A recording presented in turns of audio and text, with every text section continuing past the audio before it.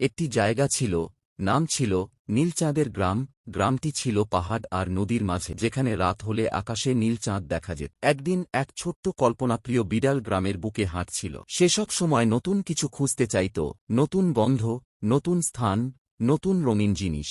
তার বড় উজ্জ্বল চোখে সবকিছুতে আগ্রহ থাক। হঠাৎ সে নদীর ধারে একটি ম্যাজিক ঝরনার কাছে এসে পৌঁছাল। কিন্তু ঝরনার জল নেই, বরং রঙিন আলো ঝরছে, যা ফুল, গাছ আর নদীর জলে সুন্দর প্রতিফলন তৈরি করছে। বিড়ালটি বিস্ময়ে তার পা থামিয়ে নিল। ততক্ষণে ঝরনার পাশে একটি ছোট্ট জাদুকরী পাখি এল, যা রঙে পুরোপুরি ইন্দ্রধনুর মত। পাখিটি বলল, ছোট্ট বিড়াল, তুমি নীলচাঁদের আলোতে নিজের সবচেয়ে বড় স্বপ্নটি বাছাই করতে পারবে। কিন্তু সাবধান, যদি তোমার স্বপ্ন কেবল নিজের জন্য হয়, এটি ধ্বংস হয়ে যাবে। বিড়ালটি ভাবল, সে চেয়েছিল গ্রামের সব প্রাণী সুখী হোক। তাই সে বলল, আমি চাই গ্রামের সবাই খুশি থাকুক, যেন কেউ দুঃখ পায় না। অবিলম্বে নীলচাঁদ আরও উজ্জ্বল হয়ে উঠল। ঝরনার রঙিন আলো নদীর জলে প্রতিফলিত হল। গ্রামের সব প্রাণী আনন্দে নাচতে শুরু করল।